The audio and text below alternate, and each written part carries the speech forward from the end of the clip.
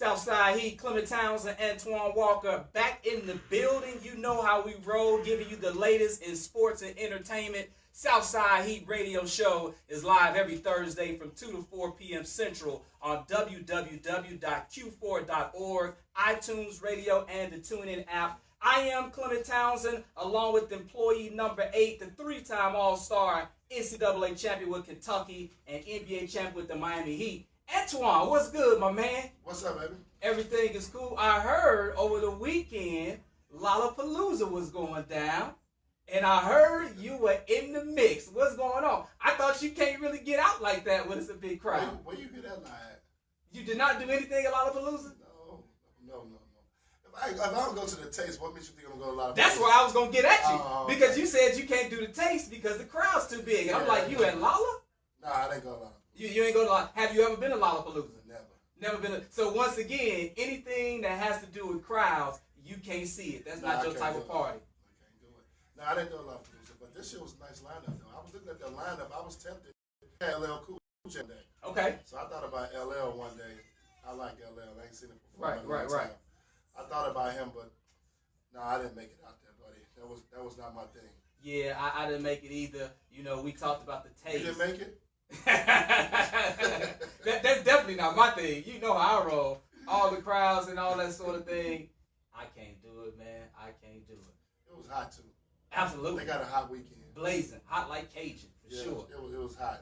Well, we got a lot to get to on this show. The NBA released their opening night games, plus the Christmas Day schedule is out. We've got cosign, decline, plus another Chicago native has another deal, I guess you could say, with Jahlil Okafor. We'll get into that later in the show. But as always, you know I like to have a little fun, Antoine. So that means we kick this thing off with Name That Teammate. You know how I get down. I give you the college and a couple of clues. And you can't keep picking guys I played. They had a 10-day. No. So you can't keep picking guys they had a 10-day. I ain't gonna remember them. The first couple of times, the first time you were like 2 for 3, and then the last time we did, I think you were over 3. I think I tried to make it. I went bad. I tried to make it. I tried to get guys that I think you should know. All right, so here we go. We're gonna kick it off. 98 NBA draft. I think you should know this. I'm starting easy. 3rd overall pick out of Kansas. 98. 98 draft. Out of Kansas? Out of Kansas, drafted by the Nuggets. He was drafted by the Nuggets? Drafted by the Nuggets. You played with him in Boston. Your second go-around. So the year when you played, after you got traded from the Hawks, you played with him in Boston. But he was a key player. He played in all 80 games. Well, not 80. He played in 80 games, started 80 games. I played with him in 98. No, you played with him your second go-around in Boston. So the year you got traded from Atlanta to Boston, what was that, 04, 05? Right. You played with him that year, and he was a solid player on that team or a solid contributor, not a 10-day guy. Like, he started 80 games that year, but you only played with him. Wait for friends. Bam! See that? Okay. But did you get help from Instagram? No help from Instagram. Okay. I just want to make sure. I just want to make sure. No, I ain't getting no help. Because you said I'll be giving you hard ones. Kansas, right? Lefty. I mean, that's a good one, though. Right for friends. That's a good one? Yeah. All right, now you said Wayne Simeon was good at carrying the bags. You told us about Vin Baker. Had some issues. What you got for us on Rafe LaFrance? Type of dude was he? He was only there for a little. He was cool. He was cool? Yeah, he was cool. Okay. Actually, did I get traded for Rafe LaFrance? No, he was not. No, he was not. I got traded. He wasn't in Dallas. Okay. I almost got traded for him. No, he was cool. He actually was. A lot of people don't know this. He's one of the original stretch 4 and 5. Oh yeah, because he can shoot. Yeah, he can shoot the 3. So he's one of the originals too. He in my era of guys that stretch the 4 or 5 position. All right, so you 1 for 1. I told you I was gonna try to give you ones that I felt like you should be able to get, no doubt about it. All right, let's keep it moving. Of course, we're doing 3. Second one, 93 draft. 6th overall pick out of Indiana. See, I'm giving you guys that was top picks. They weren't bums coming out of school. 93 draft, 6th pick out of Indiana. I think when I tell you where he was drafted, I think that'll give it to you. He was drafted by the Bullets. Calvert Chaney. Yeah. See there, you 2 for 2. See, I told you, I'm going to look out for you. You played with him 1 season. 99, 2000. He played in 67 games that year. You know, what was it like with Calvert that one season? Cal was good veteran guy. I think the style of play for Calvert wasn't good. Calvert was played more of a half-court game. Coach Pitino took over. We was pressing and running. He wasn't a pressing and running type of guy. But Calvert was a good guy. I like Calvert. Got to hang out him a little bit more. Walter McCarty. Okay. They both from Evansville. Right. And actually, they both were just up for the Evansville job. Right. Which McCarty got? Which McCarty got, yeah. So I got to know him a lot through Walt. All right. And Walt's my guy. Hands down. So you 2 for 2. See that? Well, you were dreading the game a little bit. Thought I was going to make it hard for you. I'm just trying to jog your memory. You looking good today. You shining today, boss. You shining. All right. So this last one, I think this one, I probably should have had this one go first, though. 1989, but he was the number 1 pick in 89. Did I play with him? You played with him. Purvis Ellison? Ellison. Bam, my man got it in 3 seconds. Never nervous. Purvis. I only played with one number. You only played with number one pick. Yeah. You played with him for actually, it looked like 3 years, your first 3 years in Boston. But he was on the back end, had a lot of injuries around that time. What type of teammate was he? Purvis, man, listen. Purvis is the first person that told me to invest in Krispy Kreme donuts, man. As a serious investment? Yeah, he was like, came on a bus like Twan. That's the Krispy Kreme donuts is finna hit big. Okay. Did you take his advice? No. Did not take his advice. I was a Dunkin' Donuts guy. I didn't think that was something about. Next thing you know, he gets drafted. I mean, the Dunkin' Donuts, Krispy Kreme comes out and it hit. Oh, it hit. It hit big. They still hit. They ain't not as big when it first came out. Right. But yeah, he hit. But they still around, though. That's the thing about it. Like, they haven't folded. You know, people still go to Krispy Kreme. They still got Krispy Kreme in the Shy, et cetera, that sort of thing. Yeah, but that was the one. Yeah, that's the one thing I always remember about Purvis Ellison. Him coming to me on the bus, talking about Krispy Kreme donut, and I missed the beat. Hey, but look at today, man. 3 for 3. That's not bad. I rebounded well. 100%.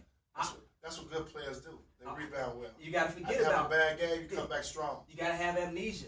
Forget about the bad games and just look at the game that you got in front of you. Let's get to the NBA hardwood, and the league recently released a few of the games for opening week.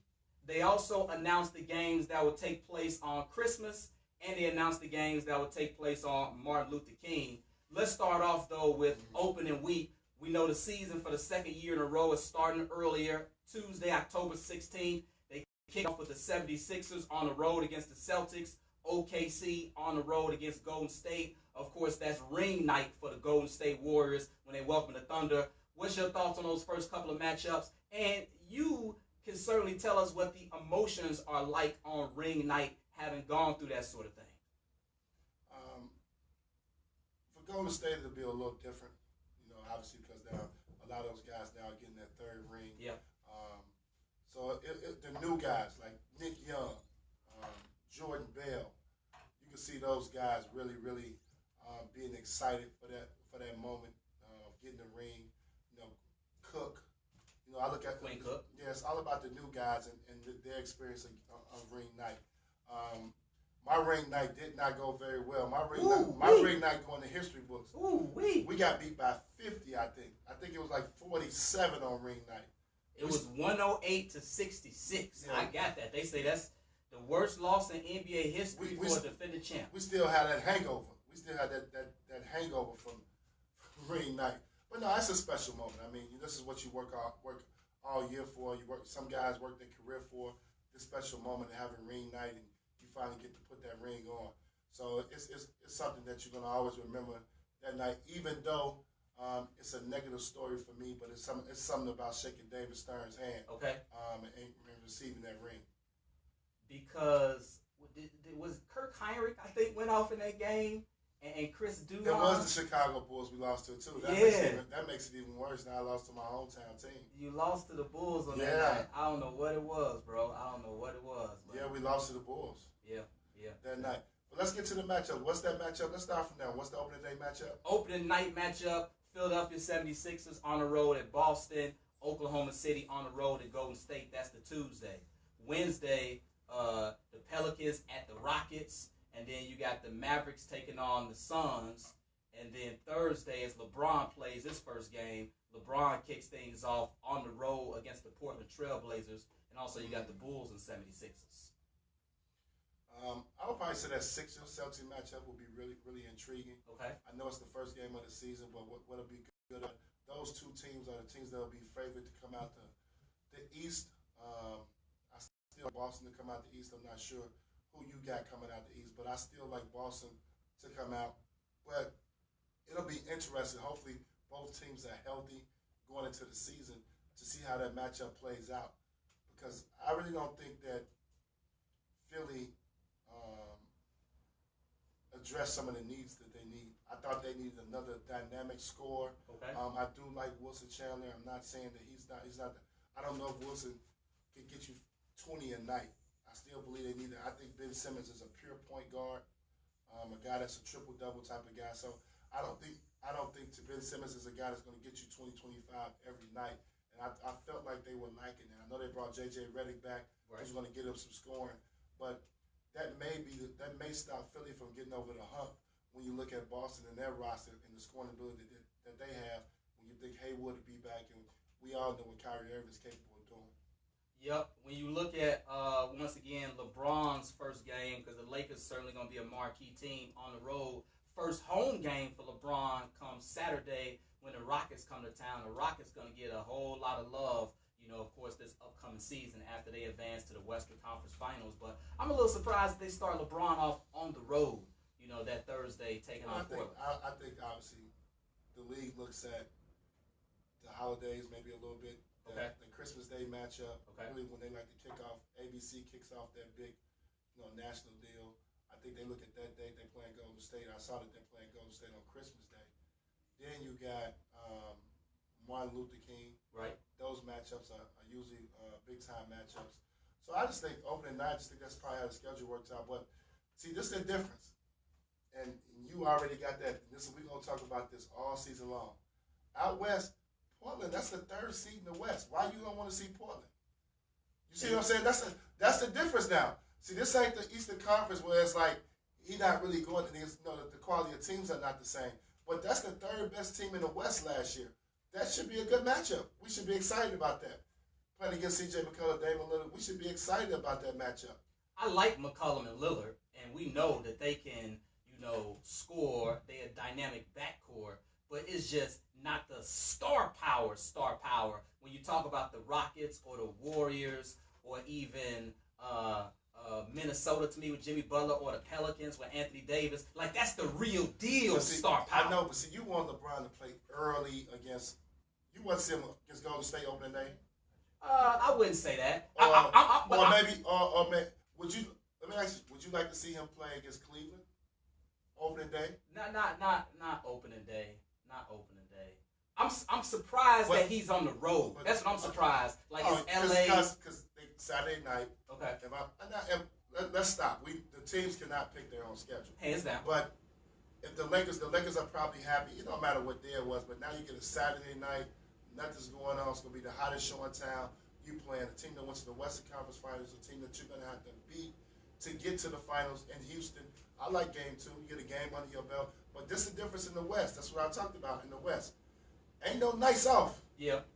Ain't no nights off. So you got to think about teams. And you got to think about Portland's going to be jacked up. Right. To get LeBron James opening night. Yeah. They'll be sold out, even though they sell out anyway. Especially the way their season ended last year, Portland. Yeah, it'll be sold out. They got swept in the playoffs. Yeah. Damian Lillard, C.J. McCollum should have a chip on their shoulder. Right. And ready to go. So, but I understand where you're coming from. But I just think now in the West, it's so different now. It's so easy. It's so deep. It's not the same no more. I'm gonna keep it moving. But you said Saturday night, nothing going on Saturday night. I spent a lot of time in Alabama. College football is thick on Saturday night in October, so they will be competing. Like I said, ain't nothing going on. Oh Saturday my goodness! Night. Oh, don't the Big Ten fans, Ohio State, College Michigan, football, Alabama, LeBron's first game. Auburn. It depends on what sport you like. That's all. It I depends like college football. So for a lot of folks that's college football fans, LeBron's first home game versus maybe a conference game, they conference games all day. I can see that easy. Especially, I don't know who Alabama is playing. I don't know who Michigan is playing or Ohio State, Texas. But you know what I mean? It depends. If they got some marquee matchups. Yeah, I'll probably watch Kentucky today. Not Kentucky football. Yeah, Kentucky football. What you laughing about? Do they have a football team? Come on, man. You know Kentucky. What's your bowl game last year? Actually, excuse me? You know Kentucky is still bottom of the barrel when it comes to football. Let's be real. It's not bottom of the barrel. If you win 6 or 7 games, it's not bottom of the barrel. They not up there in the East with a Georgia. They not up there with a Florida. No. But we ain't the bottom of the barrel in the SEC no more. Okay. So let's stop that. Let's tell you what I'm going to watch on Saturday night. No doubt about it. Let's move to the Christmas Day games. 5 games on Christmas Day. It kicks off with Milwaukee on the road at the Knicks. Oklahoma City on the road at Houston. Again, you get Boston and Philly, so you get that matchup again. Opening night also on Christmas Day. Lakers at Warriors, Trailblazers at Utah. Give me like 1 or 2 that just jump off the page like, okay. Give me that line one more time. Bucks at Knicks. Thunder at Rockets. 76ers at the Celtics. Lakers at the Warriors. Trailblazers on the road at Utah. I mean, I think the obvious. OKC, Houston. Yep. I like OKC. I told you this a couple weeks ago on air. I got OKC as the number 2 team in the Western Conference. A lot of people are like, what? Well, that's what I like. You know, we had that discussion already. I'm not going to defend myself in August again. No doubt. No doubt. I like that matchup. I believe that OKC be a good test for them to see where they're at matchup wise. Houston obviously want to see how Melo fits in with them as well. Melo signed this week, so we'll see how he fits in. But I like that matchup to see how OKC is going to match up with Houston, because that'll be a team that they will have to beat to possibly face Golden State.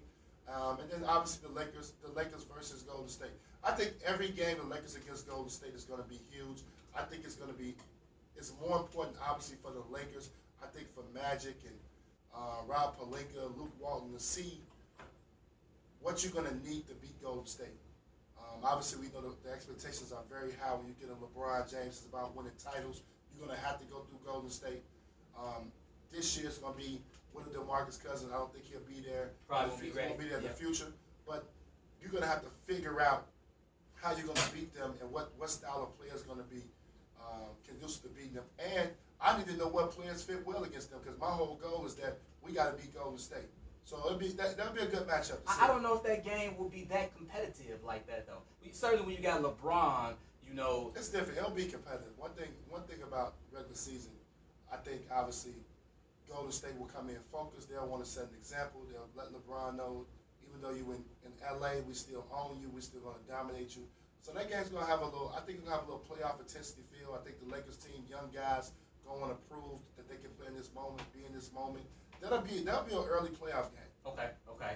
A lot of people, though, were talking about the NBA dropped the ball not putting the Toronto Raptors on Christmas Day. 17 straight years that the Raptors haven't been on Christmas Day. We know they were the number 1 seed last year, won 59 games. They got a new coach in Coach Nurse, and then you got Kawhi over there for the first time. You could have easily had the Spurs and Toronto, Kawhi, maybe going to San Antonio for the first time, or DeMar DeRozan coming back to Toronto for the first time. I'm sure Toronto has a ton of basketball fans. I tend to agree with people.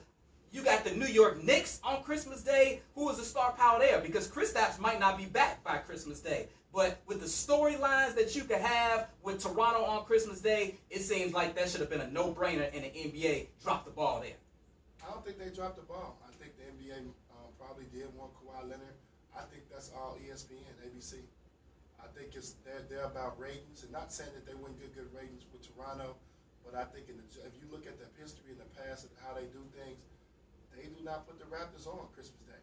But at some point that should change. Don't you feel like the Raptors have earned the opportunity to be Of course, they won 9 games right. this year. They have arguably, a top 5 player in the league in Kawhi Leonard. I mean, you would think they would want him on TV. I think the Washington Wizards should be on too. They're not on Christmas Day.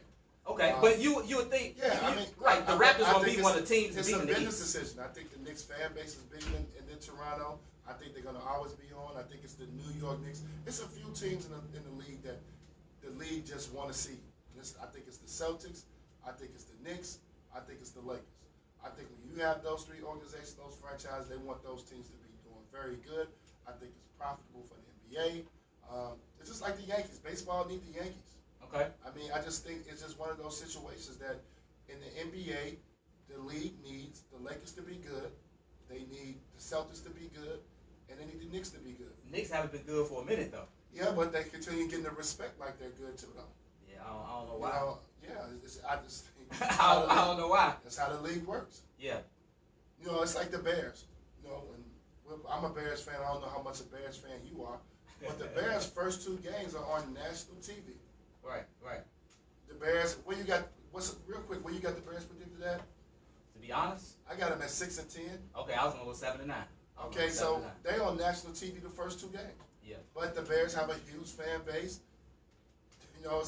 They got Trubisky second year, so maybe yeah, he'll be it's growing. not about the personnel. That's what I'm trying to say. It's about the fan base and the organization and the history. Yeah. Okay. That's what they do. The league needs that. How do you feel about the importance of Christmas Day games? I had to go back in the stats, and over your career, you played 4 Christmas Day games. Do you recall, do any of those games jump out? And was that special to you back when you played to be, one of the handful of games on the slate? Did that mean something? It meant a lot to me because you get a chance to be on the national stage for the whole world to be watching. Everybody's sitting at home. It's a different atmosphere. It's kind of like playing the finals. It's got that same type of feel playing on Christmas Day. Obviously, you're in Miami on Christmas Day and it's 85, 90 degrees. It didn't feel like Christmas. It don't feel like Christmas, but it was great. It was just different. It's just like, it's funny. Even my days with the Celtics, and it's funny how like when you play in Atlanta and Minnesota and Memphis, you're never on TV. Right. People barely know you in the league sometimes. I play in Miami and 45, 46 of our regular season games are on national TV. I play with the Mavericks, the same thing. The Celtics wasn't as many on national TV, but when you play with certain organizations and franchises, you're just on TV a lot. Our schedule was predicated off the national TV schedule. Okay. So it was different. But that Christmas Day game has that same feel, that same feeling that's like playing the NBA Finals because the whole world is watching. I know you played in a lot of games, but you had a special Christmas Day game. Do any of them jump out to you? Do you remember any of them? None that really, I never really played great on Christmas Day. Aha! Dallas versus Sacramento. You won that game. Did we win that game? 0-3, Christmas Day 2003. Let me get the numbers. Surprise me. Let me hear the numbers. 23 points, 12 rebounds, 8 assists. Just missed the triple-double. Ooh, I had a big game. Ooh. And that was against the Kings, too. That was against the Kings. Chris Webber and them boys. I think so. Lottie Divac. 0-3, yeah. Hey, I forgot all about that. You forgot about that one, huh? Yeah. That was one of your better Christmas Day games. You did have a Christmas Day game, I guess, when Boston versus New Jersey, where y'all got waxed. You remember that game? Yeah, I remember. We got murdered. 117-81. Yeah, we got murdered. You dropped 21 points, 6 rebounds, 3 assists. How did you handle it? I'm just curious because you got a big family. What you got, 5? You would always bring them down? Yeah. Miami. Yeah, if you didn't, and then you don't get a break. One thing about the league, you don't get a break. Even if you don't play on Christmas Day, you might be traveling. Right, because you on play Christmas the day after. you play the day after. So, try to bring them down. If I'm at home, family comes to you at home. Okay. Still to come on the Southside Heat, we're pleased to be joined by a special guest, Keifer Sykes in the building. 2-time Horizon League Player of the Year, and he's got a documentary coming out that's going to be in the film festival. Stay with us. Southside Heat coming right back. Hey. Let's put him on that other side. Man, we appreciate your patience, man. Sorry about all the mix-up and everything. It's all good. So we're going to talk about the documentary. We're going to talk about the documentary first.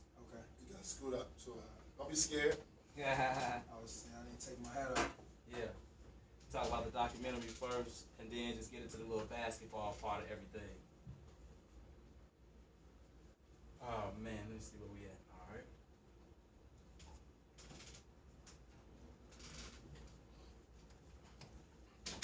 You hear the music you have? Yeah, I hear. All Yeah, right. yeah. Hey, KJ.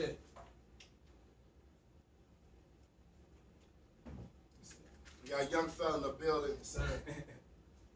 With the champ, man. With the champ, man. It's a blessing, the man who set the wave, man. Set the blueprint. Need to get back to that.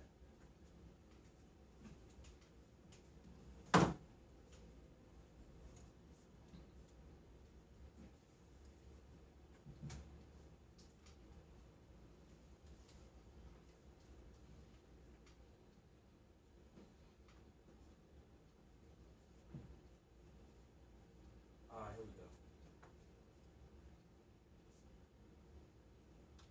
We back on the Southside Heat. Clement Townsend, Antoine Walker. Be sure you follow us on social media. That would be Walker Antoine 8 on Twitter. Walker Antoine 8. Also Clement TV _ on Twitter. Be sure to follow me on Twitter. Clement TV _. Pleased to have Keifer Sykes in the building.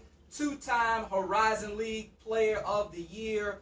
Played his college ball at University of Wisconsin, Green Bay. Of course, from Chicago, played his high school ball in Marshall, and is the subject of an upcoming documentary called Chi-Town that will be going on at the 24th Annual Black Harvest Film Festival, taking place at the Gene Siskel Film Center. Keifer, we appreciate you dropping by. What's happening? Nothing, man. Thank you for having me. It's a pleasure. It's a pleasure to be in your presence. If you all have me on the show, always a pleasure to be in the presence of one of the greats, man, who really changed Chicago and set the blueprint for guys like me and a lot of the guys in the city to continue to have success. No doubt about it. Well, let's talk about the documentary. Tell us how that came about. I believe they followed you around for maybe 5 years. What, maybe your senior year at Marshall, and then your career at UW Green Bay. How did that come to pass? How did that come about? And what was that like having a film crew around you for so many years? Yeah, so it was a 7-year project. 7 years? Wow. 7-year project, man. So they started at the end of my junior year. Going into my senior year, we just came off my junior year. We had a good year. Went to the city championship, went to the state finals. We had a great team that year. And yeah, my senior year, this film crew was working with Oprah. Okay. Doing projects with her, and they love basketball, so they wanted to do a basketball project in relations to gun violence, and they picked like the top 20 seniors, 10 on both sides, from the west side, 10 from the south side. And I think from the beginning it was an interesting story when they picked me because I played at Marshall. So I, had a group of west side friends and guys that I've been around for most of the years growing up, but I was from the southeast side, from the south side. So they found it interesting, and yeah, they filmed us, and we had the All-Star game, but I don't think they had the project that they wanted to get. So they continued to follow us, but as you know, going into college, a lot of guys don't play a lot. So me, I went to a mid-major, and Right. I played my freshman year, led the conference in scoring, and the film crew, they loved my family, and then right after that, I lost my father going into my sophomore year. So as I continue to get better and make a name for myself in the college scene from a mid-major, they found that unique, and then we just focused on me and just made it a thing. And it's been crazy, man. It's been a wild ride. Like you said, it was 7 years, but it seemed like forever. But then finally, to see the film and to see the piece, it was just surreal, man. To see it all come full circle. So I just want to do my best with it to impact Chicago, and it helps speed up my maturation process and continue to help me be a role model and give back to the city in any way that I can. I did my own documentary. I don't know, but I know you know a little bit about it. So I did my own documentary, but I'm counting 7 years. It's like That's a long time. because I kind of went through the same process. So it took me to get the product really where I wanted to. It took a year and a half. So I know it takes a long time. So when I did the project, when I did my own personal project, obviously I had my personal reasons were to turn a negative story into a positive story, to rebrand myself, to give people the real me, so they know the real story behind what happened to me. For you and doing this, and obviously 7 years, you could have easily said, you know what, I'm done. It's taking too long. I'm tired of you guys following me around. What made you stay with it? What made you continue to do it for so long, for the 7 years? Because I know a year and a half seemed like a long time for me, so I know 7 it's got to be eternity. I don't even know how you did it for 7 years. I would have been told to stop. I ain't gonna lie. Yeah, it was definitely exhausting at points in time, especially like I said, at times I'm like losing my father.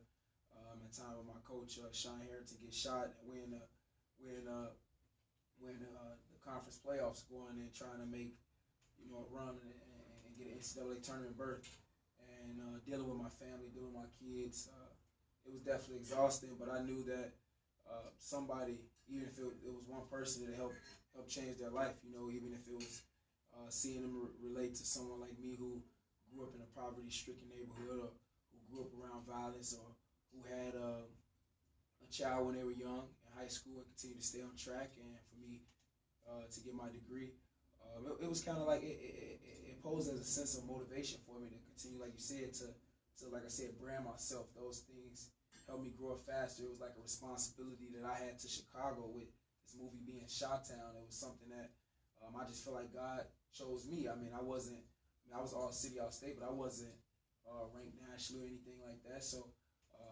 it was just something that was unique. And like you said, I wanted to give people me or somebody that was, that had the real feel of just what it takes to fight and claw to the top. Why did you name it Chi-Town? Like, why did you come up with that title for it? We at first it was a lot of controversy to see if we wanted to name it Chi-Town to hold that much weight, because that's a lot of responsibility to hold. But I think we stuck with it because with this story, it's about basketball, but like I said, it's a lot of different components about a lot of my family and friends I take care of, a lot of my family and friends that I lost through this process, and a lot of people are relatable to me because I just continue to make my dreams reality rather than a lot of the guys that pretty much knew their destiny, that knew they were going to, probably be one and done. Guys that knew that they were going to NBA, their father and their mothers always had them in the big camps, had them with the big teams, and it was just their destiny. But for me, it was kind of like creating my destiny and being resilient and persevering a lot of things, and it just something that was relatable to a lot of people in Chicago. And kind of the controversy in having the weight of Chi-Town is something that title is going to draw more people to see, to be interested in the film. I'm curious though, in terms of how often were they around? Like, I'm sure they weren't around every single day. How much did they tape? That sort of thing. Take me kind of through the process a little bit more. So the process was like I said, so they started my senior year. Right. They were around a lot my senior year, and they pulled a lot of stuff my junior year, and they were around my junior year. But throughout college, they pretty much we just scheduled when we thought it'd be the best time to come, or when something impactful was happening, or we anticipated something that we seen that would be good going on. We just set it up to film, and we ended up getting a lot of great stuff. And like I said, and we even filmed one of my brothers who was in prison. We got access to the prison. That was something that a lot of people don't see. Yeah. The issues with mass incarceration that we have in society today, and what those people go through. If you're familiar with the Khalif Browder story that Rock Nation hosted, these are things that we go through on a daily, and they brought a lot of those things to light. And I think they did a good job of piecing this project together, and did a good representation of me and my family. So they would be, with you in Chicago when you would maybe go home on breaks? Yeah, for sure. Were they allowed in the locker room at times? Could they film games? Like, give us more. You said they were in the prison. Yeah, what's some of the other access that they had? Oh, they were in the locker room. They were at the practices. They were in my classrooms in Green Bay. Like I said, they got access to the prison. Pretty much anything we reached out to get the efforts to make pretty much everything happened. They definitely got a full view, a full lens of life right through my through my eyes. It was like kind of a fly on the wall approach with this documentary where, it'll just be, they'll be out in the crowd, just filming, and I'll just be doing my thing. So it wouldn't even be focused. It was like more natural and real. So they got just a lot of real footage. Like you said, anytime I came home, they would come. They got footage when I went to visit my coach in the hospital, or right after he got paralyzed. So, a lot of real footage that's gonna hit you emotionally. Did people hate on you a little bit though, because they see you with a camera crew? Like, who is this guy? Why does he get to have a camera crew, following him? I know you're doing something positive, but people feel like maybe you could have been a big shot, or you see what I'm saying? The people look at you funny a little bit because you had so much, publicity with a movie being done about you, a documentary. It was definitely a lot of responsibility on me, but I think with just me being humble and like me being real, the guy I am, just people knew that it wasn't nothing for fame or anything like that. It was just trying to gain attention. For me, everything is all real. Everything is authentic. So they knew that even though that camera was on, I was still the same person. Let me ask you this. So you just spoke on a few things about how you wanted it to turn out. So as you got more involved in this, obviously it took 7 years in this, and just tell me about that moment, because I had this moment, and I'm wondering if you did it by yourself, if you did it with your family. So I'm pretty sure they were showing you trailers of different parts as through the 7 years and stuff, how stuff is coming out. And when you got that opportunity to really sit down and see the finished product, so have you saw the finished product? Yeah, I saw the finished product. You saw it, okay. Did you watch it with your family? Did you watch it by yourself? And then also tell me this, what you think? Like, it's like when I did my documentary, I had goals going in. The first goal was to rebrand myself, like I told you earlier. I thought I wanted to rebrand myself, but also I was interested to see, and it's funny, I don't know how your documentary is shot, but mine was shot more in the 30 for 30 type of thing. So I was interested to see what my friends had to say, family, coaches, lawyers, people that's been on that grind with me for 20 years that went through everything that I went through. So I was interested in seeing what they had to say, because I was never in the room when they did their interviews for the documentary. So, what was did you watch it by yourself? Yeah, so the first time I saw it, I was actually overseas. And you watched it by yourself? And, that was interesting. That was crazy just to see, like you said, your life right in front of you, and to see, like, the finished product after they... Were you happy, sad? Did you wish you would have said something different? Do you wish you would have changed something? I mean, what was that part like? Yeah, I changed a few things. I reached out to the film crew just so it represent my family. He said, hey, man, we need to make a few edits. No, I'm telling you. Make a few edits on that one. I went through this process. Yeah. I know, that's what I'm telling you. I know this is the tough part about it, because you see the finished product, you want to you like this me. It's like writing a book. When I went through with the writer, and we writing this book, and I'm telling these stories, and I'm trying to be, as honest as possible, transparent. I'm trying to let everything out, and he comes back with the rough draft. You're like, I didn't mean it. Too much. Yeah, a little bit. Yeah, right? I said too much. You know what I mean? So, and it's tough, and when you're doing this, especially when you're talking about yourself, to be open and candid. So I think a lot of people don't understand that. And I think when they go out and see the project and see, waiting 7 years and seeing the body of work that you put in, you want to make sure that the product comes out right. So I already know you was looking at the first time like, wait, man, let's change this up, switch this up, because you want it to come out right. This your life, this your story. Yeah, and then, like you said, a lot of those interviews, like, you're not in the room with those people. So, yeah, when I first saw, seeing my friends joking around, or, seeing people's perspective, like, at that time, like, because, when you see it, I was 23 years old. But a lot of time we were shooting stuff, we was 18 and 19, our whole perspective, our whole focus was different. So, just to see all that, just the interviews and a lot of people's reactions, that was good. I definitely have to take a couple things out to make sure you represent the family in Chicago the right way. No, that's good, though. We'll get back to the documentary, and this Southside heat, so I got to switch it up. Before you jump, just one question. Just tell us about, I guess, the film festival and what that means. I guess it's on Friday, I believe it is, so it's coming up. And it's tomorrow? Yeah, tomorrow. That experience, you'll be a part of the film, and this will be the first time that it's open for the public, correct? Well, this is the second film festival. Okay. We got accepted into the South by Southwest Film and Music Festival also, in the spring. And, it's just all God, man. This whole movie and even that happening because I played for the Spurs. I was in training camp with them, and I got released, but I played for the D-League team in Austin. So, I mean, I knew that helped get it accepted. But, just to go back there and have the premiere in Austin, in the city, it was just so much love, and to see everything come full circle. It was meaningful. And then, this is the second film festival to come home in Chicago. That's got to be special. It got to be, it's special because now I'm prepped and ready. You know, I went through the first one, so I knew how to handle this one. And Friday is actually sold out already. It's sold out on Tuesday. So tickets are open for Monday, and that'll be the last one. But, man, to have it in Chicago is something bigger than I could even imagine. You know what I'm saying? Well, I put my bid in. I'm pissed. Right. Let me just help you out so you know. It's my birthday weekend. Yeah, so my birthday's Sunday, so I'm supposed to be going to Mexico tomorrow for my friend's wedding. So, but I need to, me and my man, we need to be there Monday. What time is that Monday? It's at 8 p.m. on Monday. Yeah, you need to go. We got to be in the building I'll Monday. pull y'all tickets for Monday. Yeah, man, we got to be in the building Monday. I'm upset. I'm with Yeah, you. we got to get there Monday. Hands I'll be down. back Monday morning. Yeah.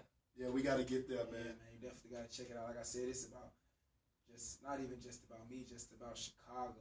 You know, and people need to see what we go through and For sure. the reason why we have this pain, but we have to suppress that, you know, and turn that into love and teach love. And like you said, I love how you rebrand yourself and leading the way. Like I said, I'm excited to grab your book. I'm excited to see your documentary, and those are the things we need, man. People to step up in Chicago and continue to take responsibility for the culture and the future generations. Well, since we're talking about Chicago, and I know more about your basketball career probably than Clement, you know what I'm saying? Clement kind of, he's like an NBA guy. He really ain't a local basketball guy. But no, I know, and obviously I've been following your career. But just talk a little. I want to talk a little bit about the NBA, but just your situation personally. Like you say, you had a stint there when you played with San Antonio, and obviously I know you would love to get back into the league. But just talk about guards like yourself, who's always been right there on the cusp of getting in, getting out, numbers game at the end, and staying focused and still playing at a very high level to be able to go overseas and still enjoy the game at a very high level. Because we see a lot of guys that if they don't make it to the NBA, they just like, oh, my life's over with. Right.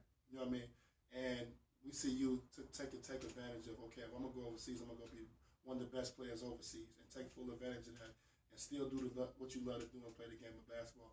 Just talk about the difference and the mental state that you have to be in, because I know the goal is to be in the NBA.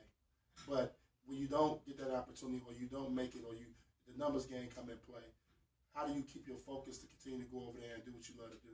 Yeah, man, it's definitely the mental part is what a lot of people struggle with. And for me, I would say I'm grateful that the NBA was always a long shot for me. So like I said, through this film, you would see it turn into reality and it turned into a goal. But I still don't feel like, hey, if I didn't make the NBA, or like right now, I still feel like I made it. You know, I took care of my family, like I'm overseas, like you say, doing my thing, becoming one of the, top 500 to 1,000 player point guards in the world, and continue to stay focused on my journey. But like you said, when the numbers game come in, it's 30 teams, 15 spots, so that's 450. So once you break it down, it's just like millions of people interviewing for the job, but you have to continue to stay focused and like you said, continue to train and continue to put the people around you, continue to strengthen your mentality, continue to strengthen your mental, and just wait on your opportunity. But like you said, the emotional part and the mental part is probably the hardest thing, but it's all about perspective. For me, like I said, I knew it was a long shot for me, so I feel like every step is calculated. Well, every step for me is calculated, and every team that I go to every season is by design to continue to help me develop until my opportunity comes. But like I said, I turned this dream into reality, so I'm going to continue to keep pushing. But you can't feel like you didn't make it because you're not in the NBA, because like you said, it's a numbers game, it's a lot of politics, and just a lot of business things that you have to understand when you become a professional. And becoming right now, like I said, I'm becoming a businessman. I think that's the biggest thing, the biggest part about it. Once you become a businessman and get the mental side, then your perspective and understanding will just be that much better. What has it been like over there? I'm looking now, and it says in Turkey, you average 22 a game, 5 assists, 4 rebounds. You put in work. What is it like, to play at a high level overseas, and take me through some of the maybe language barriers and cultural barriers and things of that nature. Yeah, playing overseas is a different responsibility. Like I said, once I went overseas, because I played in the D League my first year, which kind of still feels like, like semi-pro, like you're developing, like you're not a true pro. I played in the D League, man. That ain't pro. Yeah, it's like right. It's not. You don't feel like pro because you're looking up every night on TV. Like, hold on, these the pros. We not. Nobody coming to our games. It's not the same. Right. So when you go overseas, my first year I played a career. That's when I got my first feel of being a pro. Like having my responsibility to the GM, to the team, to the fans, and you have to produce. Or overseas, they're gonna get another guy. And then my experience in Turkey. My first year in Europe, which is where you want to be playing real European basketball. It's high level. You can get to the Euro League and things of that sort. But yeah, I had a great year, and like I said, just having that responsibility, knowing every night that it's only 2 to 5 imports, so you have to do your job and you have to produce at a high level, and you have to be prepared. You have to be ready to play. It's 1 game a week, so if you have a bad game, you got to wait on that all week. Wow. So how many games in a season? It's 30. 30. Okay. So in Europe you play 1 game a week. It's not like the league where, like you said, you play a bad game, you just got to have amnesia. You know what I'm saying? You got to just get back to it, know that you're a killer, know what you can do, know your talent. But overseas, you have 2 bad games. That's 21 days, before that next game, and you like, man, I gotta turn it on. But it's a lot of language barriers, the food, the living, the time difference. Like I said, with me, having a son and a daughter back home, it's not easy. But these are all the sacrifices you have to make, and you have to strengthen your willpower and your mentality. And like I said, just put in your mind that it's all about design. Top 3 point guards, NBA. Your top 3 favorite point guards. My top 3, Steph. It's not easy. Just give me 3, huh? So many names pop to my brain right now. I know that. That's why I said 3. I want you to give me your top 3. All right, I'm gonna go with Steph. I gotta give CP3 love. I know people don't respect what he doing right now, but his whole body of work since he's been in the league, so he's just top 3 for me. And I got Russ, I got Kyrie on my mind. I mean, it's your list. It's your list. It's your top 3. All right, I'm gonna go with Steph, Russ, and Kyrie. So you just took CP3 out there. Yeah, I'm gonna take CP3 out. But I had to give him love. I had to give him that shout out. Okay. You know what I'm saying? He one of the first ones that showed me love. Let me come to his camp, so I can't leave him out for sure. I'm gonna go with Chris Paul. I like your list. Yeah, man. I'm gonna go with Chris over Kyrie. Yeah. I love Kyrie. A little too injury prone for me, and and I know injuries happen, so I'm not gonna knock him. But low assist guy, played with LeBron the last 4 years, so LeBron take it out your hands a little bit. So I don't have him in my top 3, but Westbrook, Steph Curry, and Chris Paul is the top 3 point guards for me. He a Steph guy, so as long as you said Steph, he was okay with that. As long as you mentioned Steph, he was okay with that. He a 2-time MVP. When it's all said, the numbers speak for themselves. The numbers speak for themselves. We talking basketball. Stay on basketball. We just asked him a question. Can we stay on basketball? That's where we at now. He's a young guy. He probably likes shoes and everything. Have you been around guys like, yo, I'm about to get those new Stephs? No. I like Steph Curry. I like his game. I like what he represents in terms of family man, his faith. So after he won his MVP, man, I got some Steph Curry shoes. This was like a couple years ago. He won't never let me live it down. But listen, don't let me get up. Let me stay with him right quick. I know you want to defend yourself. Well, hold on, I can't let you off the hook. From Chicago, documentary named Chi-Town. Now, Doc named Chi-Town. Give me your top 3 Chicago guards. Ooh. They can be in the league, out the league. Give me your top 3 Chicago guards. You Chi-Town now, Doc named Chi-Town. That's what the documentary is. Yeah, he hits you with the history. The history. Thomas. Okay. Derrick Rose. Okay. Yeah. You can't go D-Rose. You got one spot left. Man. Yeah, this is tough. Man, put yourself in there, man. You don't know what's going to do that. You got to put yourself in there. He's scared to put himself in there. That's tough, All right, man. well, you're right there. Keifer Sykes. Okay. Yeah. That's tough. Yeah, There you that's go. You tough. got to believe in yourself. Put yourself in there. The killer Yeah, 'cause I'll crossover be in though. that league one Hardaway time. though. Yeah, Hardaway. Oh, yeah. Hardaway probably got to be on that list. We talk about Yeah. from Chicago. I mean, I can roll off a few top names. Yeah. Tim, Yeah. Isaiah, Yeah. Garrett. yeah. I mean, Will made the league. Will Bynum made the league. Yeah, Will's Pat tough. in there doing his thing right now. Pat Yeah, Beverly. yeah. He from Marsh, so that's why I was thinking like that. Okay, So you I was thinking show him about love Pat? You was thinking right about now okay. because he, from the shop. Right, That's my right. guy. We work out together. So I'm like, man, I gotta throw his name in there. True. But like you say, I was thinking about, man, should I just throw me in there? So I'm like, man, Ain't that nothing wrong last with being spot, I'm a confident. PG. Nothing wrong I with just have to being leave that confident. open for it and figure it out when it's all said and done. Yes, that's what I'm talking about. There, but you got the right name. It's like, okay, I just got to put yourself in there though. You keep the stuff. You got to put yourself in there. For sure. Twan, a lot of times you talk about trying to get a Chicago run back together. We had Tyler Eulis on the show a few weeks ago, and he says I guess a lot of people work out in LA. But Twan, can you talk a little bit more about that? How it used to be back in the day, and how you might like to see guys come together again for Chicago summers. I mean, talk about what you did. But I mean, Clement don't know, but he's one of the guys that plays in summer league. Okay. He's one of the guys that's very visible, that plays all the time, and put on great shows. So the topic was that, from what I've learned over the last couple of years, all our guys from Chicago are starting to go to LA and live. And for whatever reason, whether they got the best women, the best trainers, whatever it is, but when I grew up and I played, I took over an era in '88 when Michael Jordan then played in our summer league. Then it went to Tim Hardaway. Then I took over the summer league. Then Will Bynum them took over summer league. And I just believe, then you had you guys, you would play, Tony Bennett, but our pros left. And it's upsetting because this has been, Chicago's one of the meccas for basketball. But we're losing that. I look at the LA, they got the Drew League, you look at Seattle. And our summer league has had moments where it's been really good, but it's down right now. It's like if a guy called me from out of town and be like, Twan, man, can I get a run somewhere? I don't know where to call. Right. And that's embarrassing. I don't know where to send him to. And we got to get back to that. Now, that's what we were talking about. But he is one of the guys, Keifer is one of those guys that will play in the summer league, okay, who will get out there and play on a daily basis with some other guys. Like Tyler Eulis was on the show, and we were wondering what he was going to do to keep preparing himself until he get picked up. He was like, I'm on my way to LA. LA. And we were like, man, why? Chicago's one of those cities. But that also brings back, even to kind of take this a whole 360.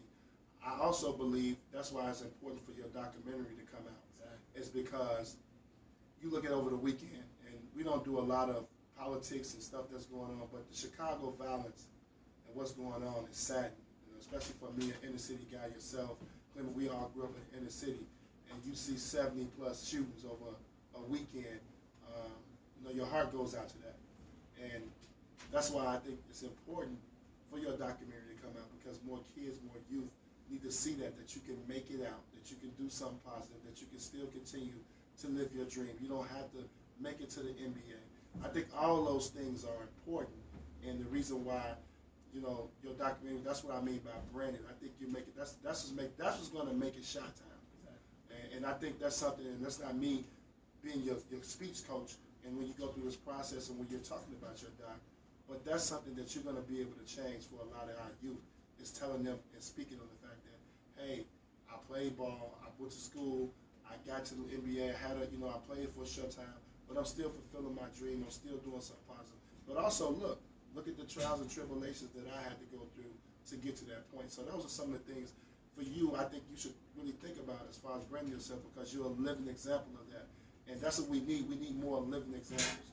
One of the guys that struggle, that make it, also do something positive. And I think, so in this process of you doing your documentary, keep that on your mind, because you're branding yourself. You're a living example of what our youth need to try to cut down some of this violence, man. We got 70 shootings in the weekend. I got people from out of state calling me, are you okay? Is your family all right? I mean, right. Seriously. It's like that. So it's sad. Yeah, then as much as like what he's saying, as much as we could blame it on a lot of things, but man, a lot of it comes down to Chicago basketball, man. When this is a basketball town for Michael Jordan and to all the greats that we have from Chicago. I mean, Antoine, Isaiah, all these guys just instilled the dream in us. Like, it was nothing else I wanted to do when when I was a kid, other than play basketball. So for that to be eliminated, we definitely have to bring that back. Like you said, that's something that I feel like is my responsibility. Why God chose me for this film. Why I'm going to continue to strive for the NBA. And like I said, I'm going to try to do what he did. Bring guys back for them to see. You know what I'm saying? The LeBron Jameses and those guys. If Antoine was still here, those guys would be here right in Chicago and playing. We won't have to go to LA. I mean, we right here in Chicago. We got some of the best players. Like you said, we got D Rose, Anthony Davis. Jabari came back home. Jabari, Jahlil. Yeah, for sure. They bring Boogie. Bring Boogie to come play. They make these relationships. Bring these guys to come play. Like some guys like Will do. But it's just gonna take a group think effort, and that's one thing in Chicago. We get back to that, man. A lot of teaching more love and everybody continue to have harmony and unison, while still everybody doing their own thing, having their own avenue. Yeah. Just tell me, I guess, what's next for the film? You said this is the second film festival. Where do you hope that it goes? Are there some other showings that are kind of on the calendar? What's next for the film? And I guess if it's not a film festival, at what point, how can people find out about that sort of thing? Yeah, so the film right now, like I said, we in the beginning stages. Okay. We're doing the film festival tour, so we probably submitted it to about 50 film festivals. We got into South by Southwest. We got into one here. We actually got into one in London in the end of September. And then we got into one in South Korea where I played my first professional season overseas. And that's at the beginning of October. But then from there, in the late fall, winter, it would drop on iTunes and Amazon. Okay. Hopefully by then we get a TV deal, man, and it hit the TVs, and man, we can get millions of people. Amazon and iTunes are two good spots. Yeah, two good spots. Netflix, you can get a Netflix. That's two. All of them are good spots. The land. Basketball wise, you playing in Italy? You signed a deal in Italy? Yeah, I actually just signed last week to Italy to play in the top league and to play in the Champions League there. So that's a big stage for me, and that's what I've been working towards to get there. And then from there, man, I should be demanding. I should do well. God willing, I stay healthy and everything. I do well. I should be demanding at least $500,000 or more contract, which I can leverage with the NBA, and they're gonna have to bring me back on a legitimate opportunity. Is that still well within your sights? Yeah, I'm 24, man. I'm young. Okay. I'm only getting better. You see my numbers, man. No doubt. You see my numbers, and nowadays it's just a different game now with the G League. They want you to go to the G League, but with me playing overseas for a solid amount of money, you got to make the right financial decisions. And like I said, they don't draw people from Europe as much as they did before, unless you get to that top league, which is what I just did, signing this deal in Italy. So it took, I would say, 2 years, but yeah, I'm right on track, man. I'm right on track. For me, if you look at the film, it always been this avenue for me. It took me to my junior year to even play varsity in high school, and like I said, I didn't have a lot of offers, and I went to a mid-major, and then my junior year, I finally was up there as one of the top point guards in college. So I'm just gonna, like I said, I go to something like Spurs camp and learn, and take those things and develop for 2 years, and then I'm gonna come back sharp. And like I said, you just need the opportunity, and once I get it, you know how we do in Chicago, man. I'm not losing that. So gotta grind. Once you get it, I'd rather wait to get it while I could keep it before, like I said, coming out of college and getting someone I'm not ready for. A lot of players get in the league when they're young and not ready and not mature enough, and they lose that. And that's something that I thank God for. He let me, develop and continue to have those experiences and play a lot of games and have a lot of responsibility rather than getting in the league early, just sitting on the end of the bench. Right. And not playing for 1 or 2 years. I played for 2 years, a lot of games, and it's nowhere else to get better than playing in those games and in those situations. And it's just going to make me sharper and ready for anything when I get there. I'm sure you're hungry. I'm sure you're ready for the opportunity, and once you get it, I'm sure you'll make the most of it. And certainly the Southside Heat will be following you every step of the way. We'll be rooting for you, and we definitely want to see that film on Monday for sure. Oh yes, yeah. Congratulations, man. I think you are a young inspiration for a lot of young guys that are playing basketball to strive for greatness, but also to walk in the journey, the tough journeys that we got to walk through in the streets of Chicago. And to make it out and be successful. You don't have to necessarily be an NBA star to be successful and to be a role model. So, congratulations. And you got to make sure you put your tell us your social media handles. No doubt. Where can so folks follow you? Gram, Twitter. What's your favorite place? My favorite place here probably the Gram. Okay. You know, we go down on the Gram.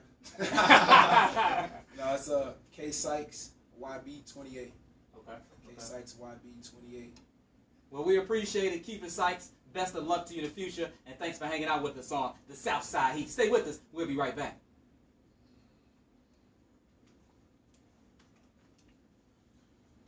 Sweet, man. Appreciate it. Appreciate it. Man. Thanks for having me. Good luck to you. Man, if we can get a picture or something like that, that would be nice. Yeah, please.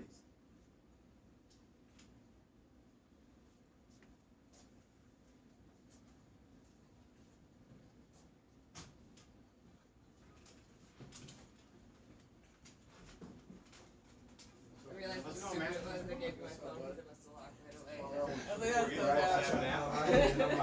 I was like, yeah, we're fail. Yeah, it was really good.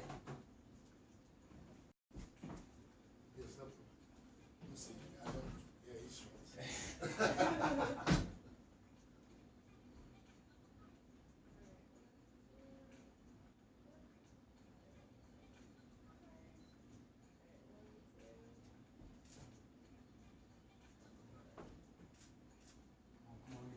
Yeah. No doubt, no doubt. Come on.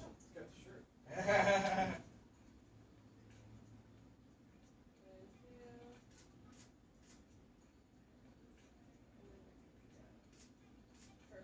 Awesome. We appreciate it. Thanks, All guys. right, all right. So how can we, get on the list or whatever? Yeah, Yeah, just get put that y'all one. names We come down. for sure. Yeah, I just put y'all names down so y'all just Okay.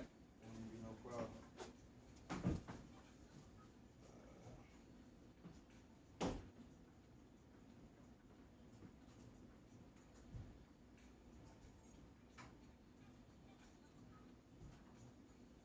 Alright, and what's your full name?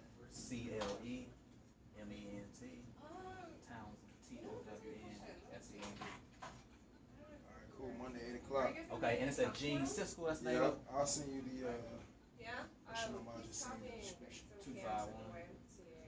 On 69th. You guys want to come? 382 9787. Yeah, that's a little description of the movie. Okay. 251-382-9787. Okay, yeah, you can. All right. Appreciate All it, right, man. man. Thank you. Sure. Yep. Hey, where's the film festival for Monday? 160. It's at the Gene Siskel Theater. Okay. 164 North State. Which was it? Shots. Oh, the film festival is the Black Harvest Film Festival. Yeah. I was telling him if they want to come through to the Freetown Initiative. They're going to be in town. Thank you, sir. Friday. I'll be there Monday, man. All right, yep, I got Thanks you. so much. All right. Yep. See you guys. Thank you. Bye. Thank you so much. We We appreciate it. didn't officially meet, but I'm used to you. How you doing? Take care. Sorry about the inconvenience earlier. Oh, that's okay. Pause, Thanks. Yep. All right, bro. We probably what we got? We got Okafor. Do a little bit of the Eastern Conference. Take a break. Cosign decline. We might wrap it up at like 55 or something like that. All right. You doing all right today? Good to see you, man. Thanks for coming through. Didn't the Bulls come out with their possible starting five? Did they? Yeah. I can see it. It was on my, I don't know where I saw it somewhere.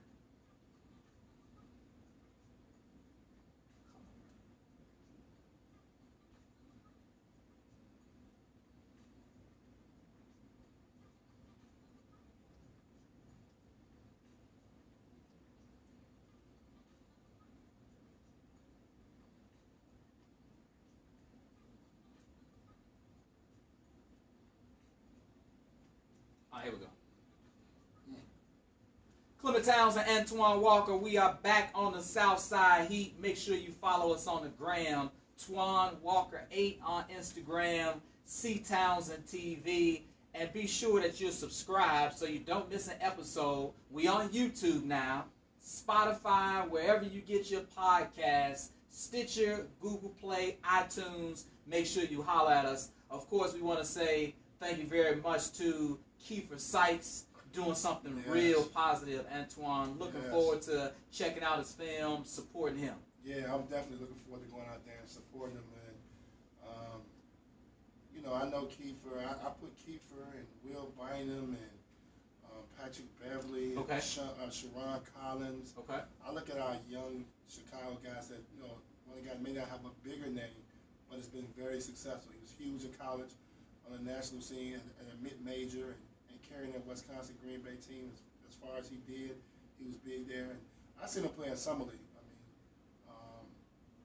He's got the skill level, the talent. I think his size may be a little the reason why he's not at the next level. You just saw Tyler Eulis get released. I think it's so hard for those guys to stick a long time in the NBA, but he'll play basketball for the next 10 years. He's 24 years old. But just to hear him, very intelligent, got a good head on his shoulders, and to be able to be invested at that age, when he was 17, to be invested in a documentary that's going to be called Chi-Town, and to be able to share stories, his trials and tribulations, you got to give him a lot of credit for that. Since we're speaking of Chicago guys, that's a perfect transition to a guy who was an All-American out of Whitney Young, my alma mater. He actually was the 3rd overall pick after going to Duke for a year, Jahlil Okafor. And Jahlil Okafor has signed a deal with the New Orleans Pelicans. It's a partial guarantee for the 18-19 season with the team option for the following year. So many people are calling it a low-risk move for the Pelicans. I've seen some reports that say it's kind of like a training camp deal is what some people are reporting it as. Like if he does well in training camp, then he'll stick around. But if he doesn't really show anything in training camp, then he might get cut. I rep the Southside, and of course, I rep Whitney Young. I still think that Okafor can produce in this league.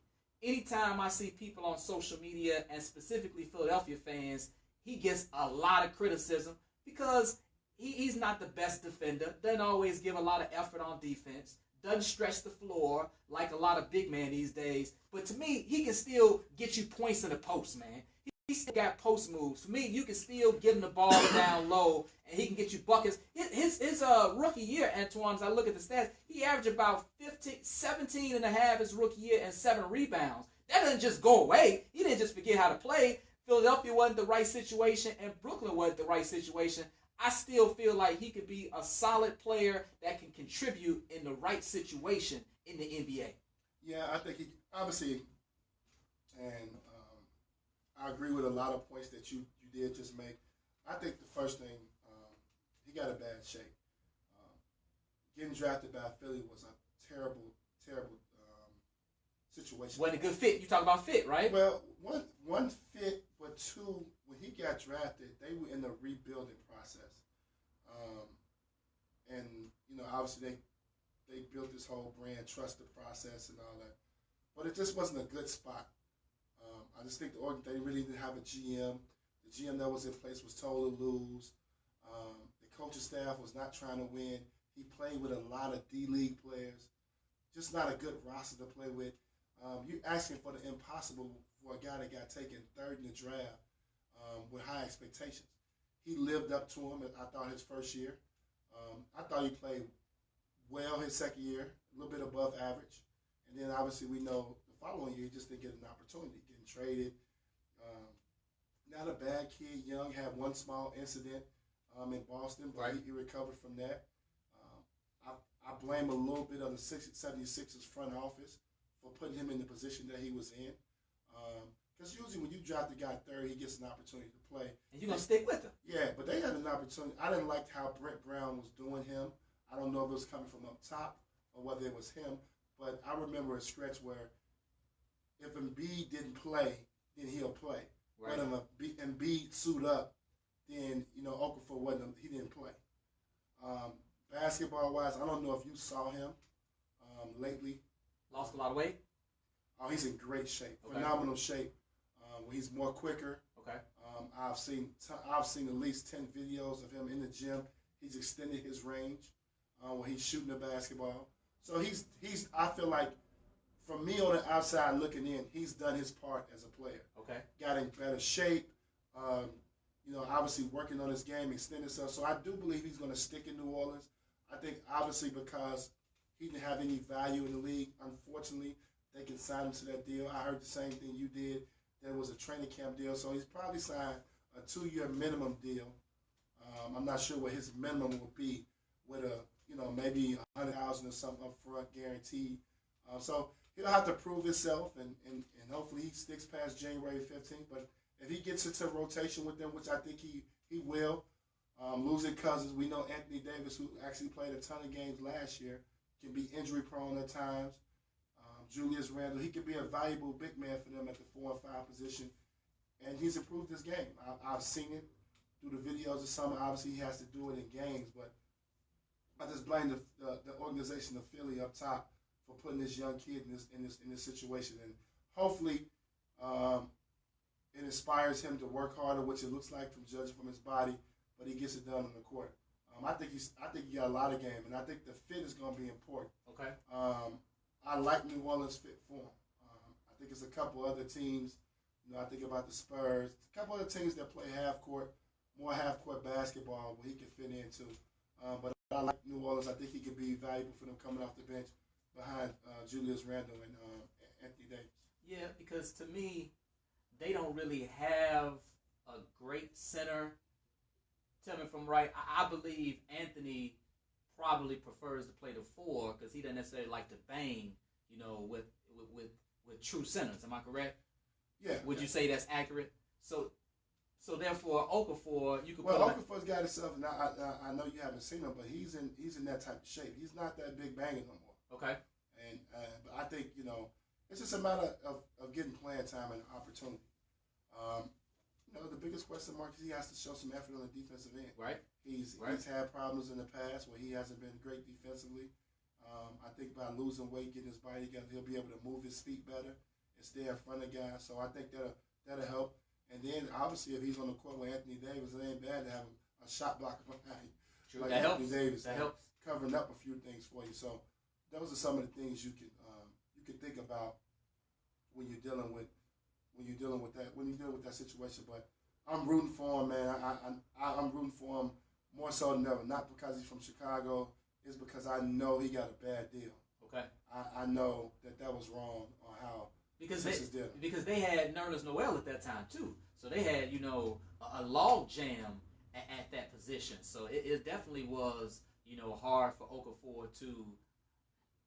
You know better than I do. When you're young and you don't know how many minutes you're gonna get. For me, it seems like on the outside, it's hard to develop a rhythm. I don't know, am I going to play every night? Am I going to play 15 or will I play 30 minutes? It's hard to go out there and do your thing when everything is so up in the air. I think he's their third best big man. They got Emeka Okafor. Oh, yeah, nah. And Alexis Agensa. Nah. Yeah, so he is their third best big. Right. I think it'll just be him coming in and obviously showing his improvement. He'll be on their roster. He'll make the team. Rebounding is an area that a lot of people criticize him for. I know he averaged 7 a game, his rookie season, but he's still below the rim. I mean, he's not a. But he's still 6'11". You should be able to get boards at 6'11", right? 7.5 in the NBA ain't bad. No. He did his rookie season. But some of the other years when he ain't had a playing time, we looking at 4.8, 4.5. If you don't have a range, and you said he has extended his range out some, if you don't have a range and still you not great on defense, at least you got to be able to rebound as a big man.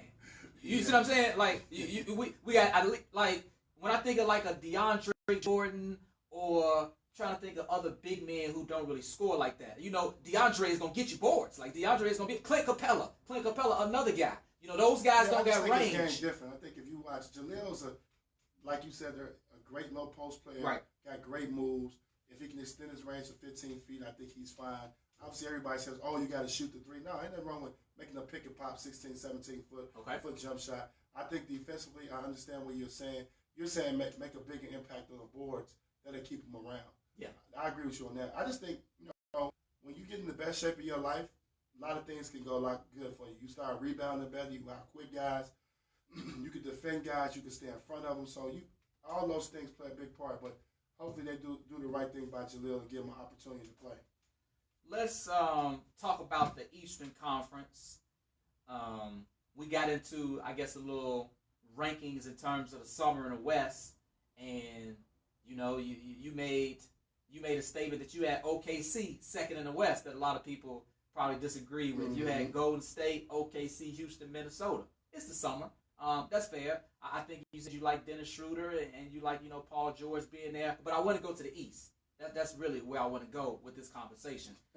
As it stands right now, certainly the Celtics should be healthy with Kyrie and Gordon Hayward. We see that Toronto made a big change with them adding DeMar DeRozan. We know where Philly is.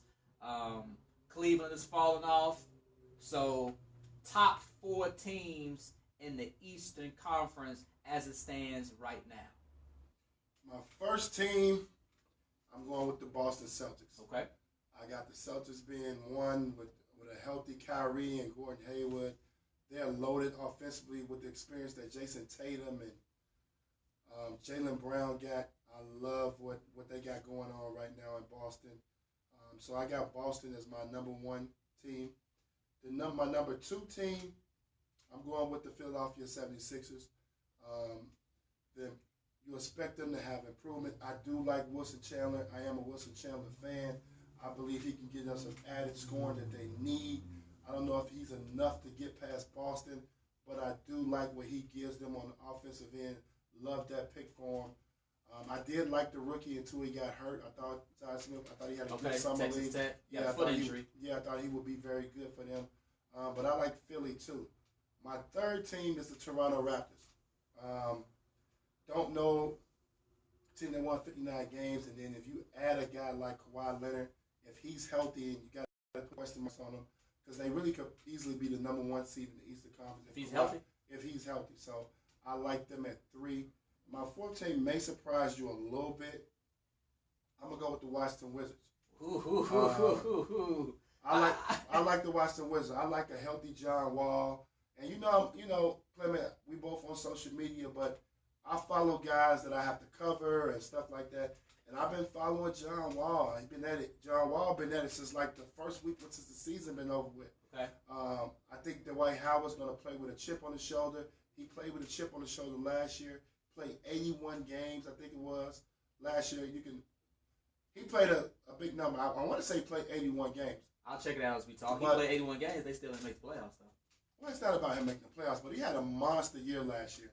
I know we don't talk about the centers much because it's a point guard-driven league, but Dwight Howard like that. 81 games, you are correct, my Yes, friend. yes, Absolutely. and Bradley Beal. And then I love the addition of Jeff Green. I think Kelly Oubre is getting better and better. I like Washington. Washington is my sleeper team in the Eastern Conference, if healthy. And I got them as the fourth seed right now. I mean, I think the top 3, it just depends about order. I mean, whether it's Philly, Boston, Toronto, I think everybody should. Like that, and it's August. It ain't even the season yet. Oh, well, you want me to give them in order. I will go with Boston number 1. I mean, when you get Kyrie and Gordon Hayward back and you add to the mix, you was able to keep Marcus Smart and Rozier and that sort of thing. I don't see with Brad Stevens, who I think is proven as one of the top coaches in the NBA. I think you'll be crazy not to have Boston number 1. I'll roll with Toronto number 2 with a healthy Kawhi Leonard. I think Kawhi has something to prove. The same way that you mentioned Dwight Howard might have a chip on his shoulder, I think Kawhi Leonard will have a chip on his shoulder, wants to show everybody that he's still an elite player. You don't have him as a top 5 guy. I would have Kawhi Leonard as a top 5 guy in the Eastern Conference where I feel it's wide open. I think he's going to be able to mesh with Kyle Lowry. We know the job that the bench did last year, and those guys are a year older, Fred VanVleet and some of the other folks, Pascal Siakam, DeLon Wright, and then even a guy like OG Anunoby, his second year. So all the experience that they have, you have to see how things go with Nick Nurse, the new coach, but I'll still go with the Raptors number 2. Philly number 3, you mentioned everything that they have, Embiid, Simmons. I really like Dario Saric. If you can get something from the former number 1 pick, Markelle Fultz, some people have given up on him, but I still think that he can be a valuable contributor. But for number 4, I'm gonna go with the Milwaukee Bucks. I'm gonna go with Giannis, man, continuing to take that step forward. Last year was a big year for him where he improved his scoring. Early on, I thought Giannis had a chance to average about 30 points per game. We know that they got a new coach, Mike Budenholzer from Atlanta. I feel like Budenholzer is a great coach. He proved himself in Atlanta, took them very deep. Giannis upped his points per game last year to 27 per game, 10 rebounds. Hopefully he's been working on that jumper. You don't have Jabari, but you do still have Eric Bledsoe, and you do still have Chris Middleton. And this will be the first year that Eric Bledsoe is there for a full season as well. So I just think Giannis is one of those guys that can really elevate a team. And when he gets on the same page with Budenholzer and the rest of those guys that I mentioned, even a Malcolm Brogdon and some of the other players, I feel like Milwaukee will be right in the upper tier of the Eastern Conference at 4. I do like the pickup of Brook Lopez. He could be a sleeper for him, another guy that can score in the middle. But they didn't do enough for me. I'm not sold on it. But let me say this. You hit me with this, and I think this applies here.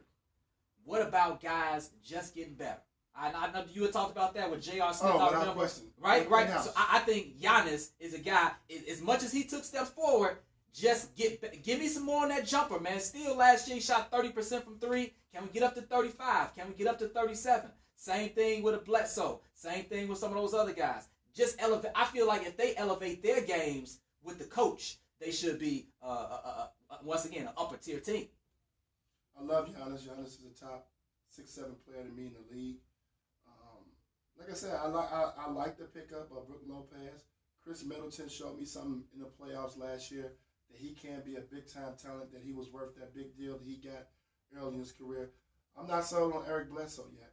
I know that it's tough to judge a person in the middle of the season, so now they get a full training camp. I'm pretty sure they're working out together this summer.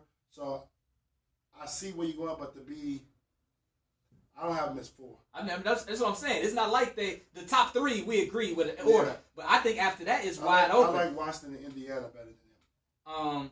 I think it's wide open. I think you could put Miami in that mix too when they got all their healthy bodies. Whiteside was something to prove, and what's our guy from Kentucky, Bam, and certainly Gordon Dragic. I think Miami. He should be healthy. So I think all those teams, Washington, Miami, Indiana, Milwaukee, I don't think it's a lot of separation between all those teams. I think it's the top 3. Then I think you got some middle squads, and then I think you have some other teams that's going to be fighting for the playoffs, maybe like a Detroit. I still feel like the Chicago Bulls will be fighting for a playoff spot, even if it's just the 8th seed. They'll be around. We'll see what happens with Charlotte. Certainly with Kemba Walker, will they be in the mix? But I think those 4 teams that we named, all those will be in that 4 to 6 range fighting it out. Oh, without question. I think the Eastern Conference. Let's just keep it honest and real. And it's no LeBron James. It's wide open. It's wide open without LeBron James. So you start to think about some of those teams, and I mean, I can't wait till we do the previews in the beginning of the year.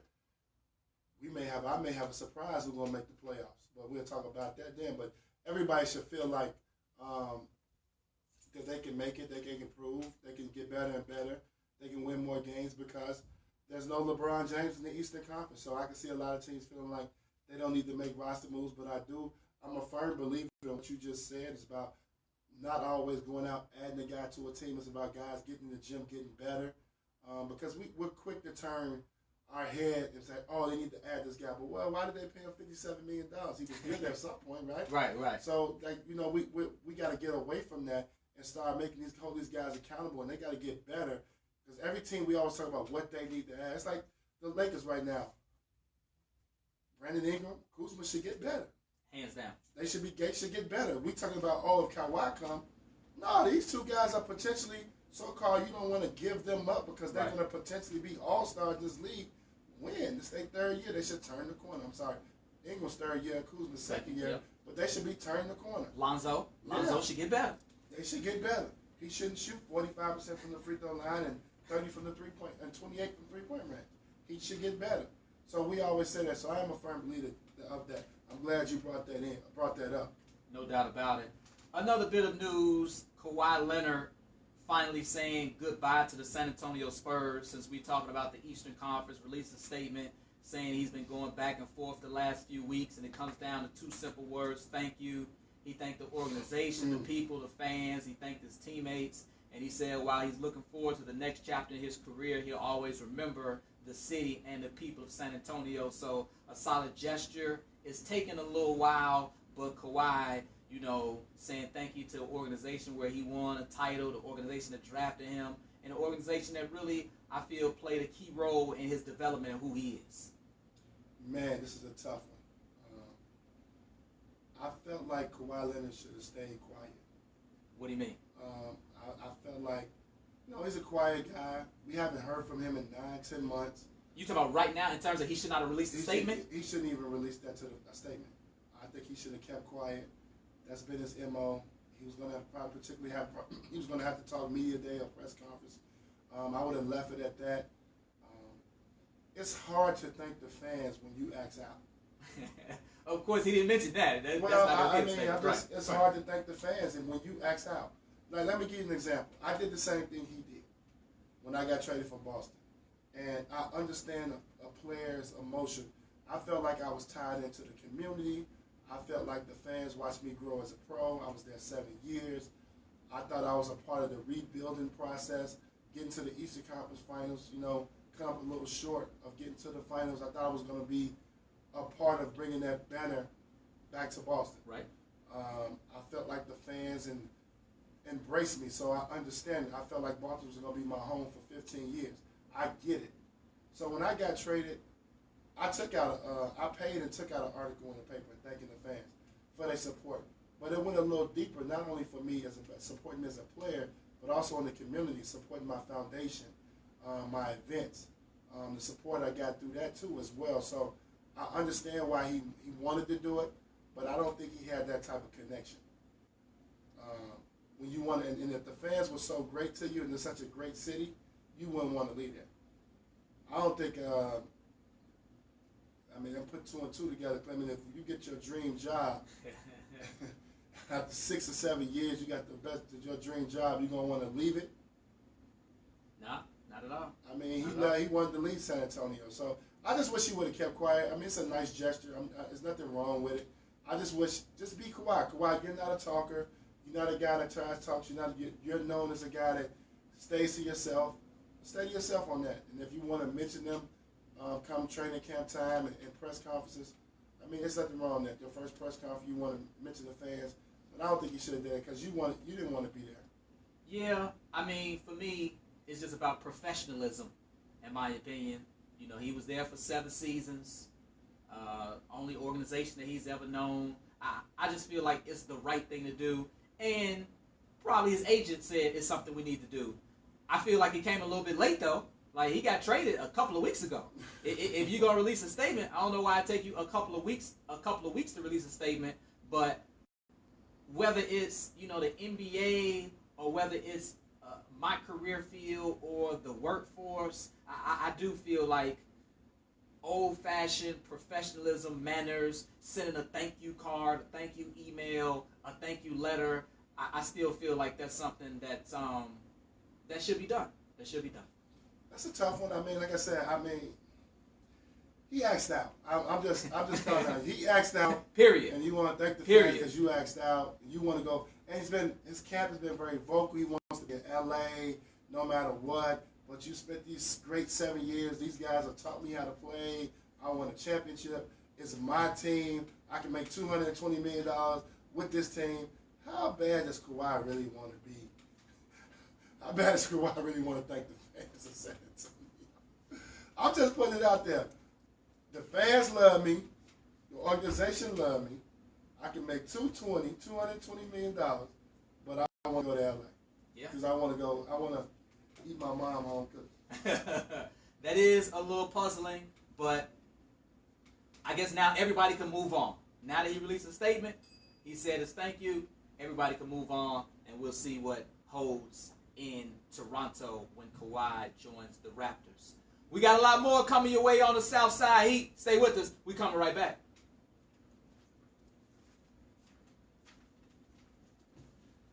Hey, look. This the man right here with the shirts. This is what we've been looking for. Please, man, this man here This man here needs to let him fill his material so we can pick which one and get this thing rolling. We appreciate you coming through, though. Only because I've been talking to Twan for Make sure you leave that door open for yourself. Okay. We've been talking about it for 2 weeks. Hey, you know, I still ain't heard nothing yet. The passport. She sent me about 4:30. I know they delivered twice. They delivered one package in the morning and then one in the afternoon.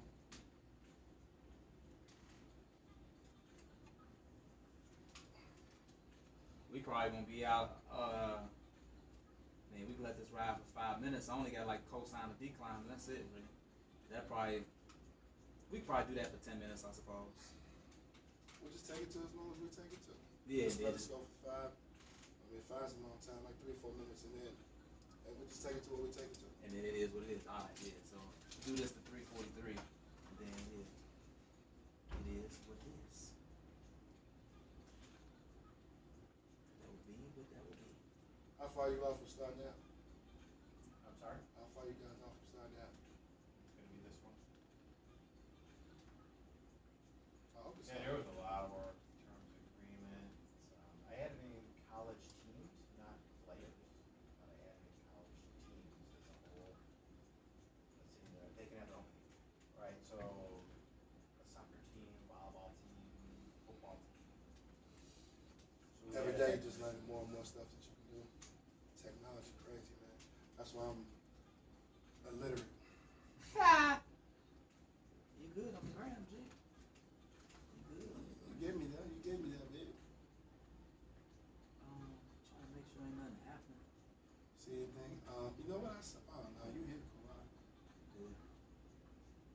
That was like the only thing that happened. This NCAA stuff, man, I don't really want to dive into that. Yeah, I ain't think we're gonna get into that, man. Carmelo's still like nothing solid.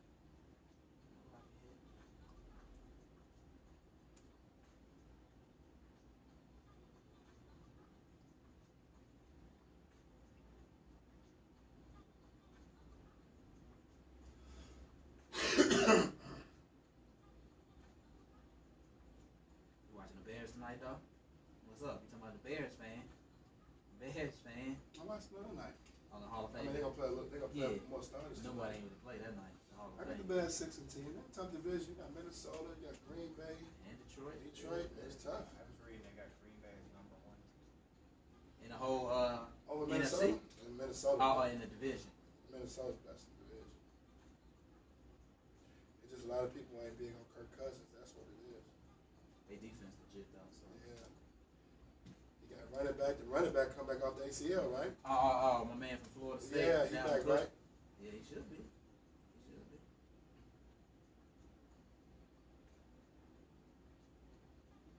Steph Curry playing at some pro-am or something. I'm seeing people talking about.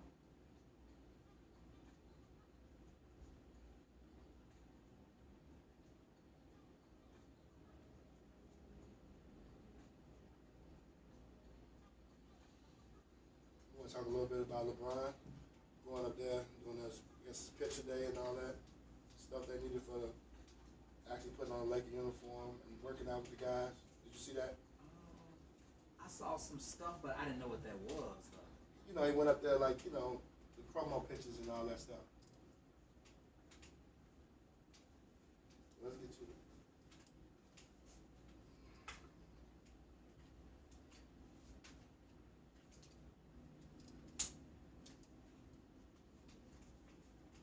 Clement Townsend, Antoine Walker, Southside Heat. We are back on the program. Make sure you subscribe on YouTube. A lot of behind the scenes footage. Make sure you subscribe to the podcast every single week. We give you those new episodes. But Antoine, certainly one of the many storylines that we will be watching this upcoming season is LeBron James.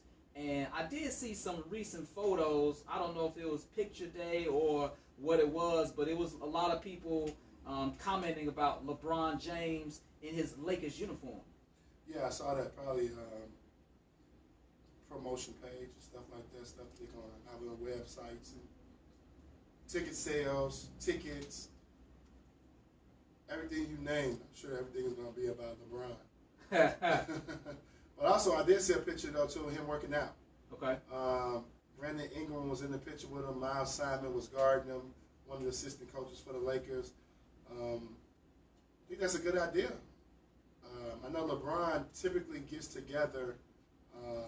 Damon Jones, who's a good friend of mine, they usually get together a week in September.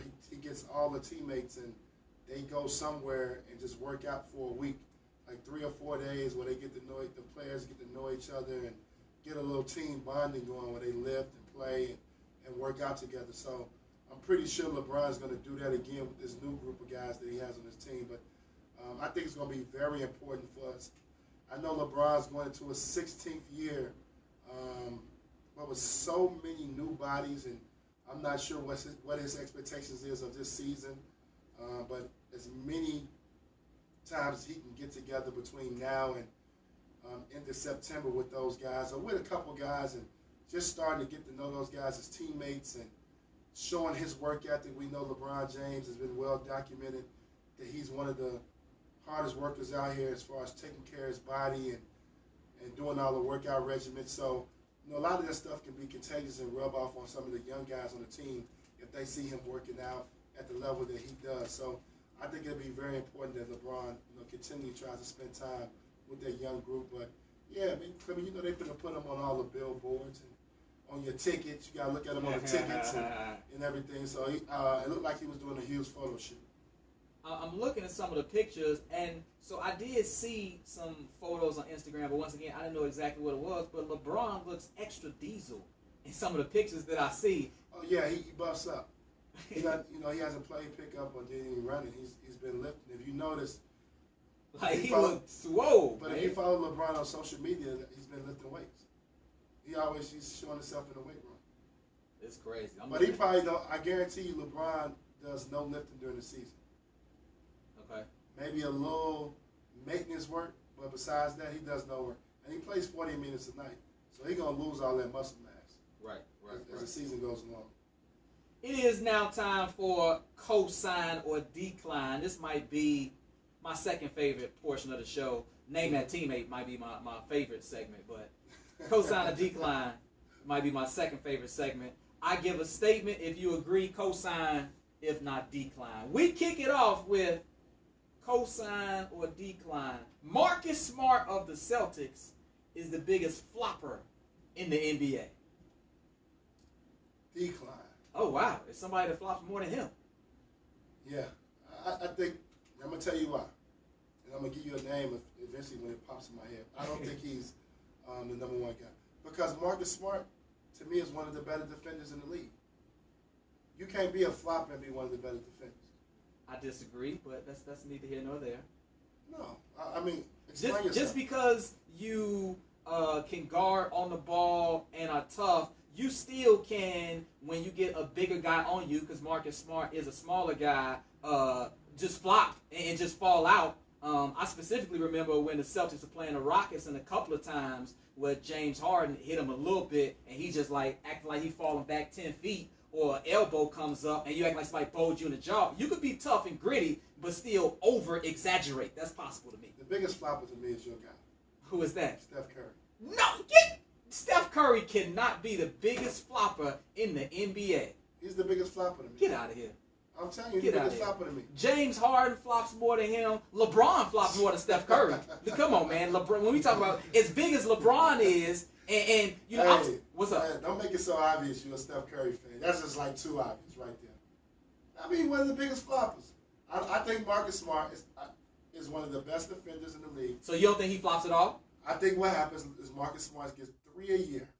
He gets these 3 biggest, look like somebody's killing him. He does it 3 times a year, and that's why you think that. Okay, what about LeBron? When people hit LeBron. LeBron's not a big flop. And it's not when LeBron is playing D. I know what you're talking about. When he on drives to the basket. Yeah, come on, man. He grabs his eye, his leg, his ankle. How big are you? People should be bouncing off of you. I mean, and you act like you need to go to the locker room. I think it's your guy, Steph Curry. You got Steph Curry as the biggest flopper in the NBA. I respect your opinion. You know, that's part of it. I don't have to agree, but I respect your opinion. I feel like Marcus Smart and LeBron are up there, and I put James Harden. If we going Steph has to be fourth in my book. But let's keep moving. Cosign or decline, Nikola Jokic is better to build around than Kristaps Porzingis. Decline.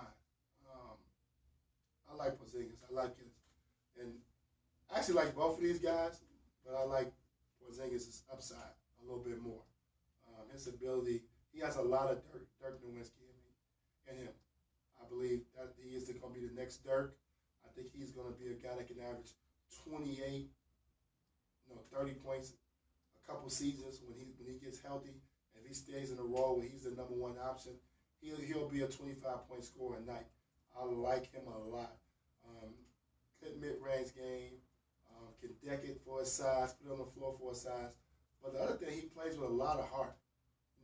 After getting booed when he got drafted in the Garden, walking up there to be able to go to New York and play a Madison Square Garden and to be effective, to embrace the pressure of playing there and to make people now love him and believe that he's a star, I like his upside.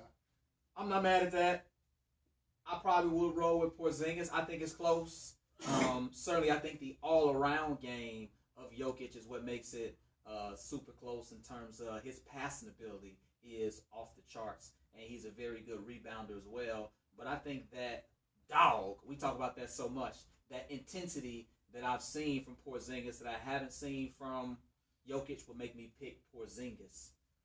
Cosign or decline, this one, this one. Kevin Durant is more likely to leave Golden State than Klay Thompson after next season. Both of them have a player option, so both of them could become a free agent. KD is more likely to leave than Klay. I decline that. The reason why I decline that, I think Kevin Durant cannot handle the pressure of going somewhere else. I mean, he's been sensitive. He's been a baby about everybody complaining about his move from OKC to Golden State. For some reason, he does not understand that being up 3-1, joining a team that won 73 games, that had 3 All-Stars, a 2-time MVP, he didn't think nothing was wrong with that.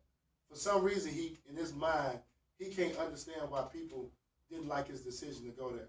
So I don't think he don't have the balls to go nowhere else. I don't believe he has the balls to go anywhere else. I think he'll sign back with Golden State. I think his agent is doing the mathematical part, the money part, by taking the 2 one-year deals. He'll make $200 million next year. I think he'll be eligible for the Supermax, where he make over $200 million. He'll sign for $200 million next year, whether they win the title, whether they don't win the title, and run out to the sunset as being a Warrior. The thing about it is, if they win the title this year and they've won 3 straight and he's the MVP, then it's no pressure then. You see what I'm saying? He could leave. Yeah, but why would you? That really don't make no sense. I'm tired of winning championships over here, so let me go somewhere over here. We know he doesn't like a challenge. So that's not in his DNA. He does not like challenges. He put that out there when he decided to go play for Golden State. Right. So he doesn't like a challenge. But, it's unfortunate that, we got to put this out there that he could leave. I mean, he could. We know, Want to do something different? Where he gonna go? Well, he might want to go join up with LeBron. They would have had, they were spotted having dinner. Look, man, you come over here with me. We can do it in LA. We can put our name on the wall with Shaq and Kobe. He might want to do that. I certainly think, though, at some point, Klay, anytime you hear Klay talk, he says how much he enjoys it, and it's a team atmosphere and a chemistry. But I just think Klay, man. I think for Klay it's different. And let me tell you why. You're talking about playing with 2 guys in their prime. Kevin Durant and Steph Curry, probably got another 4 or 5 years at a very, very high level. Okay. For Klay Thompson, you get another ring. Just say they win their 4th ring. You got 4 rings. They probably will not be able to offer him the full 180, 190, whatever he's going to make. I can see him saying, okay, well, I'm just as part of this team as they are. Steph took all his money. Kevin took all his money. Why wouldn't I take all mine?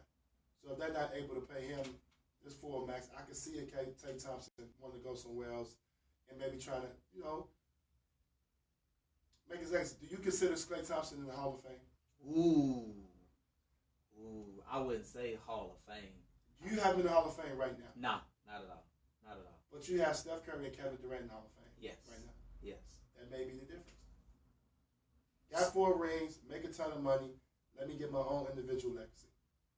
To try to get to the Hall of Fame? Yeah. Well, it's not just to get to the Hall of Fame. Right, but people say you've played with great players. Let's see if you could do that when you were the man, the number one option. That's kind of where you're going. Well, I think if he goes to another team, he'll definitely be 1A or 1B. Right. On any team. He'll have an opportunity to play, in that situation for a couple years, whatever he signs for. And that will probably be the determining factor if he's a Hall of Famer or not. You don't have him in the Hall of Fame right now, do you? No. Okay.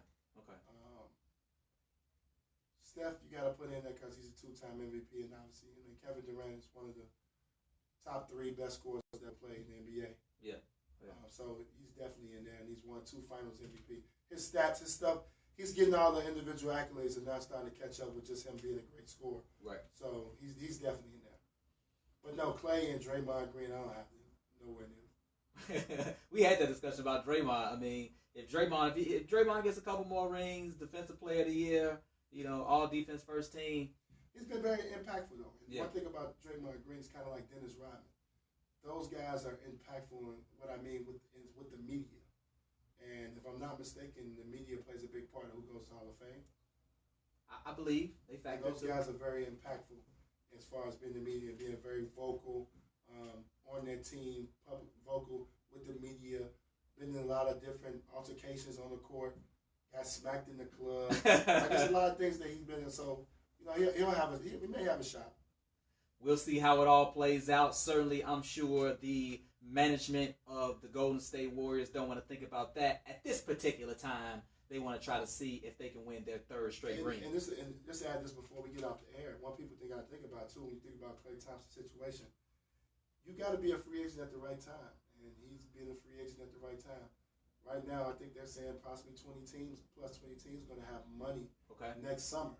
So you got a lot of options out there if he wants to go on an individual stroll. So he can kind of pick his own destination. I don't know if he wants to be somewhere else, but he can pick his own spot. It seemed like the timing might be right. Yeah. If that's what he chooses to do. Without question. That does it for another episode of the Southside Heat. Be sure you subscribe. We're on Spotify, iTunes, Stitcher, Google Play. Go on iTunes, leave us a review. Also give us a 5-star rating. And we will be with you every single week. As always, we appreciate you listening. And we'll catch you right back here next week.